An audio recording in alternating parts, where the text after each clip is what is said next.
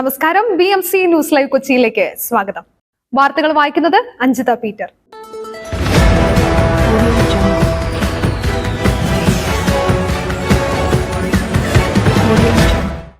ഈ വാർത്തകൾ നിങ്ങൾക്കായി അവതരിപ്പിക്കുന്നത് Cochin Kalabhavan Angamaly franchise, powered by ഹീ ലൈഫ് തോട്ടക്കാട്ടുകര, ജോഷ്മാൾ Mookkannoor, cleanser, BMC film production and Nazareth villas.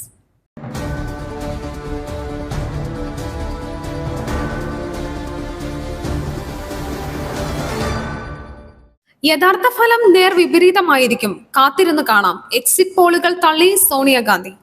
Exit പോളുകൾ തള്ളി സോണിയാഗാന്ധി. യഥാർത്ഥ ഫലം നേർവിപരീതമായിരിക്കുമെന്നും കാത്തിരുന്ന് കാണാമെന്നും സോണിയാഗാന്ധി പറഞ്ഞു. വോട്ടെണ്ണലിന് ഒരു ദിവസം ബാക്കി നിൽക്കെ എക്സിറ്റ് പോൾ ഫലത്തെ ചൊല്ലി ഇന്ത്യ സഖ്യവും BJPയും തമ്മിലുള്ള പോര് മുറുകുകയാണ്.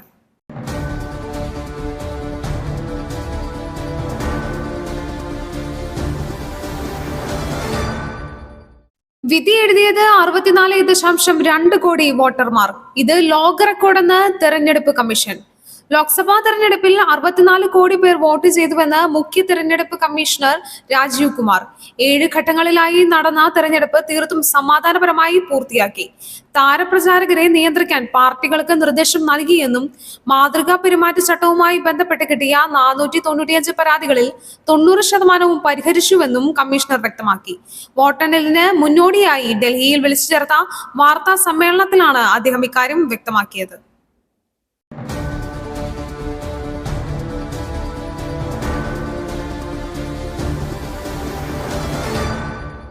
ടെസ്റ്റ് പരിഷ്കരണത്തിൽ ഡ്രൈവിംഗ് സ്കൂൾ ഉടമകൾക്ക് അതൃപ്തി.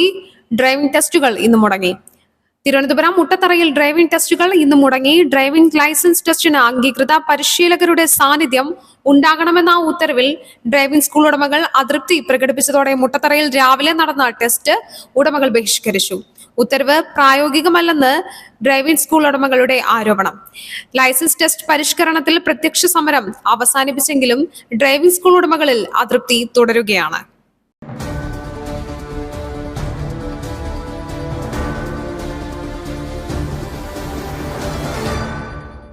അബ്ദുൾ റഹീമിന്റെ മോചനം അടുക്കുന്നു. മാപ്പ് നൽകുന്നതുമായി ബന്ധപ്പെട്ട അനുരഞ്ജന കരാറിൽ ഒപ്പുവെച്ചു. സൗദി ജയിലിൽ കഴിയുന്ന കോഴിക്കോട് സ്വദേശി അബ്ദുൾ റഹീമിന്റെ മോചനം അടുക്കുന്നു. അബ്ദുൾ റഹീമിന് മാപ്പ് നൽകുന്നതുമായി ബന്ധപ്പെട്ട് വാദിഭാഗവും പ്രതിഭാഗവും അനുരഞ്ജന കരാറിൽ ഒപ്പുവെച്ചു. ഇന്ത്യൻ എംബസി ഇഷ്യൂ ചെയ്ത 15 മില്യൺ റിയാലിന്റെ ചെക്ക് ഗവർണറേറ്റിന് കൈമാറി. കോടതി നൽകുന്ന നിർദ്ദേശങ്ങൾക്ക് അനുസരിച്ചായിരിക്കും മോചനവുമായി ബന്ധപ്പെട്ട അടുത്ത നടപടിക്രമങ്ങളിലേക്ക് കടക്കുക.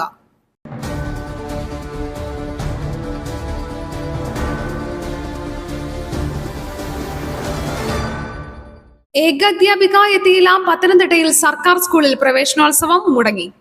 പത്തനംതിട്ടയിൽ സർക്കാർ സ്കൂളിൽ പ്രവേശനോത്സവം മുടങ്ങി. തിരുവല്ല ഗവൺമെന്റ് പ്രീ പ്രൈമറി സ്കൂളിലാണ് പ്രവേശനോത്സവത്തിനെത്തിയ കുട്ടികൾക്ക് നിരാശയായത്. ഏകാധ്യാപിക വിദ്യാലയമായ ഇവിടെ പുതിയതായി നിയമനം ലഭിച്ച അധ്യാപിക എത്താത്തതാണ് കാരണം. നിയമനത്തിന്റെ എഴുത്തുകുത്തുകൾക്കായി വിദ്യാഭ്യാസ ഉപഡയറക്ടറുടെ ഓഫീസിൽ നിൽക്കുകയായിരുന്നു എന്നാണ് അധ്യാപികയുടെ വിശദീകരണം. 27ഓളം കുട്ടികൾ പഠിക്കുന്ന സ്കൂളിലാണ് പ്രവേശനോത്സവം മുടങ്ങിയത്.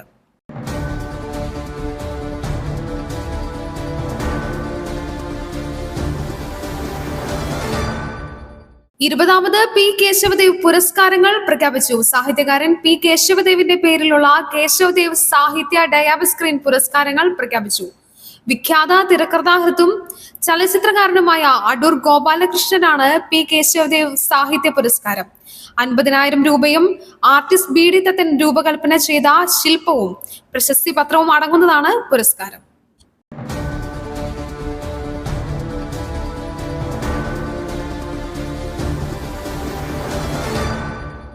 BJPയിലെ അതൃപ്തി വോട്ടുകളും UDFന് കിട്ടി. കണ്ണൂരിൽ 2019 ആവർത്തിക്കുമെന്ന് K. സുധാകരൻ.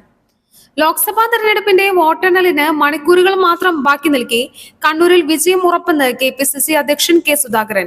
കണ്ണൂരിൽ വലിയ ഭൂരിപക്ഷത്തോടെ ജയിക്കുമെന്നും 2019 ആവർത്തിക്കുമെന്നും K. സുധാകരൻ പറഞ്ഞു.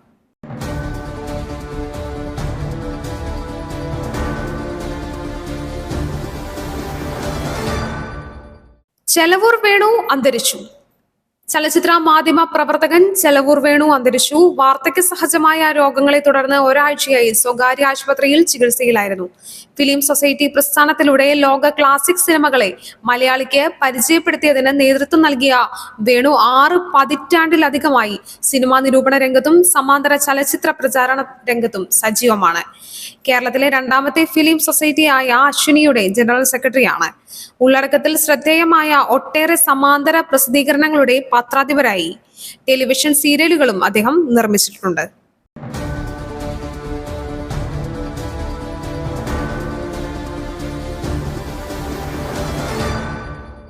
പുതിയ റെക്കോർഡ് സൃഷ്ടിച്ച് വിപണി. പ്രധാനമന്ത്രി സൂചിപ്പിച്ച പൊതുമേഖലാ സ്ഥാപനങ്ങളുടെ ഓഹരികൾ കുതിച്ചുയർന്നു. ഓഹരി വിപണി തിങ്കളാഴ്ച ചരിത്രം സൃഷ്ടിച്ച് പുതിയ കൊടുമുടിയിലെത്തി. വിപണി തുറന്നതോടെ ബോംബെ സ്റ്റോക്ക് എക്സ്ചേഞ്ചിന്റെ 30 ഷെയർ സെൻസെക്സും നാഷണൽ സ്റ്റോക്ക് എക്സ്ചേഞ്ചിന്റെ നിഫ്റ്റിയും എക്കാലത്തെയും ഉയർന്ന നിലവാരത്തിലെത്തി.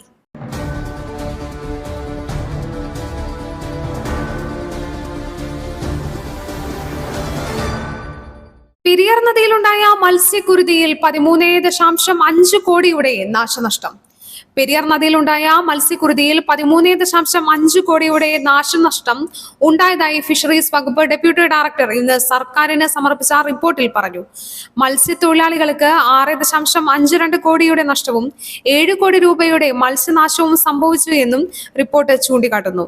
നഷ്ടം സംഭവിച്ച കർഷകർക്ക് 3 മാസത്തേക്ക് പ്രതിദിനം 350 രൂപ വീതം നൽകണമെന്നും റിപ്പോർട്ടിൽ ശുപാർശ ചെയ്തിട്ടുണ്ട്.